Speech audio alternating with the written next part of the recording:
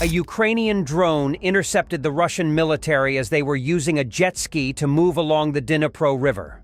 The Russian jet skiers were hit by Ukrainian attack drone operators using 10-inch Shuriken 10 FPV drones. The first drone flew into the back of one of the passengers, blowing them up along with the vessel, after which the second drone came to finish off the surviving occupier by remote detonation. Judging by the footage, the jet ski was equipped with an electronic warfare system, with antennas located in the bow of the boat. However, its operation did not interfere with the drones. For the first time, the use of jet skis by the Russian military was noticed in May of this year during operations in the Dnipro Delta.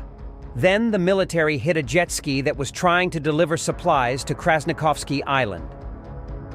The use of jet skis, similar to motorcycles, is designed to increase speed and maneuverability when traveling on the river to minimize the time spent in the open. Currently, the Dnipro and its channels are extremely dangerous to travel along due to constant monitoring by reconnaissance drones, the presence of a large number of attack drones, and river mines. The Russians are also trying to minimize river operations as much as possible by shifting some of the logistics to large agricultural drones that deliver food and ammunition. Some of them can carry up to 40 kilograms over a distance of 15 kilometers. However, today, drones of this class are not widespread in the occupying forces. The known models are based on civilian Chinese and Russian agro drones. Earlier, Militarny reported that a speedboat with 7 Russian paratroopers of the 76th Guards Air Assault Division had exploded on a mine near Nestriha Island in the Kherson region. The boat exploded on an Yarem, anti-amphibious mine, which was planted by soldiers of the Mykolaiv-based 123rd Separate Territorial Defense Brigade using a drone.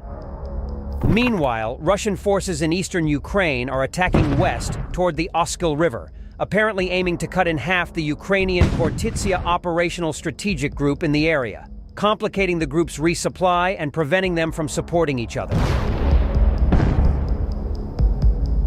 The effort is extremely costly for the Russians.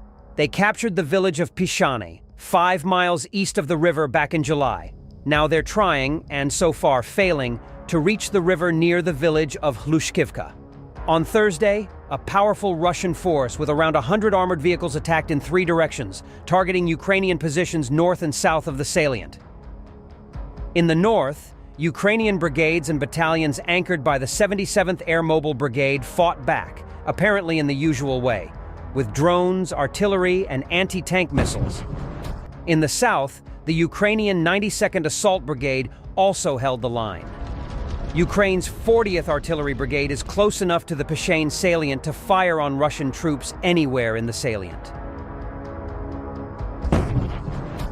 Russian losses were heavy. In the south, the 92nd Mechanized Brigade claimed it destroyed 14 vehicles, including 3 tanks, 5 BMP fighting vehicles, an unspecified armored personnel carrier, an MTLB armored tractor, 3 trucks, and a golf cart. The 77th Air Mobile Brigade claimed it repulsed the Russian attack in its area, but didn't specify how many vehicles it destroyed. A drone video of the battle depicts at least 6 immobilized and burning vehicles, including up-armored turtle tanks. In all, the Russian force lost at least a fifth of its vehicles, blunting the Russian offensive toward the Oskil River and buying time for local Ukrainian troops to reinforce their defenses. The Russians may yet win the battle. The enemy will soon reach the left bank of the Oskil River in the Hlushkivka-Krylyakivka sector and split the Khortytsia OSG bridgehead on the Oskil River into 2 parts, the Ukrainian Center for Defense Strategies predicted. But if Thursday's extreme losses are any indication, it might be yet another Pyrrhic victory for the Russians. They gained some ground, but at the cost of a lot of increasingly difficult to replace equipment and people.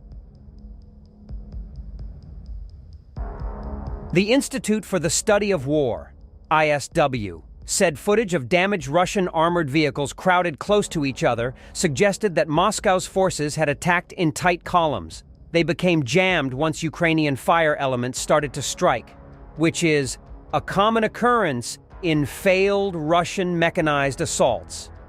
The Washington, D.C.-based think tank also gave more details about the location.